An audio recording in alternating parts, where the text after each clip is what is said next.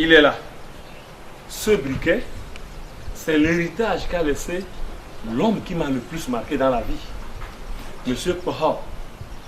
C'est un monsieur vraiment exceptionnel. Attention, ce n'est pas un pyromane, non. C'était le plus grand fumeur de son temps. Il est unique en son genre.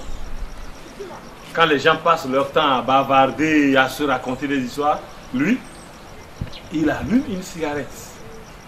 À chacun de ses anniversaires, une grande maison de commerce lui offre un briquet et un cendrier. Tous, de même marque bien sûr. L'homme a un style propre à lui. Quand il tire un coup, il envoie d'abord la fumée à droite, ensuite à gauche et par devant. Et ce qui est bien chez lui, c'est que ses dents ne sont pas noires comme chez d'autres fumeurs, non. Lui, ses dents sont pourries. Et il ne tousse pas comme vous et moi.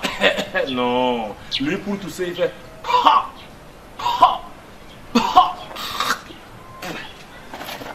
Et c'est génial, non, vous ne trouvez pas? Monsieur Poha aime fermer soit l'œil droit ou l'œil gauche quand il fume. Et même quand il ne fume pas, ça l'est. Et ceci le rend différent des autres fumeurs. L'homme tient sa cigarette comme ceci. Parce qu'il sait très bien qu'en la gardant entre le majeur et l'index, sa main sera un pistolet. Et il est respecté de tous. Tout le monde le respecte tellement qu'à chaque fois qu'il vient s'asseoir dans un groupe,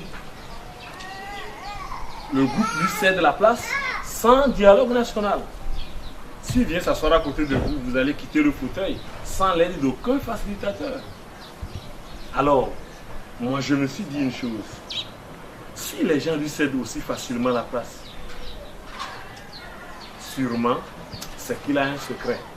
Alors, je voulais lui ressembler d'un seul coup, tousser mélodieusement comme lui, voir les gens me céder la place chaque fois que je m'assieds à côté d'eux, et aussi avoir des dents pourries. Ah, monsieur Poha, si seulement vous l'aviez connu. Monsieur Poha, quand vous entrez dans son salon, oh, il y a toujours ce magnifique et agréable parfum qui vous retient. Pas pour longtemps. Grâce à la magie de la cigarette, l'homme est devenu bien mince. Et si vous voyez son visage, il est si ridé que malgré ses 40 ans, moi, je l'ai classé parmi les anciens du quartier. Oh, monsieur Poha, il est vraiment exceptionnel. Vous savez, en réunion, il reste toujours à l'entrée de la salle. Et pour aller fumer, excusez-moi, mon portable vibre. Et il s'en va. Essayez de le suivre. Vous allez le trouver en train de téléphoner.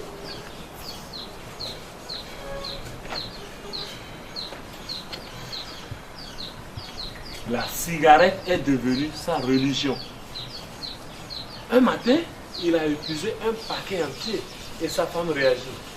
Tu sais très bien qu'on a diagnostiqué sur toi un cancer de langue et un cancer de poumon.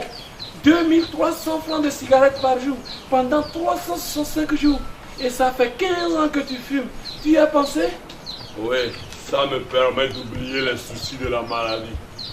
Quoi? Ça fait 12 millions de francs. Tu y as pensé? Non, tu as mal calculé. C'est plutôt 12 592 500 francs. Arrête-moi ce fléau-là.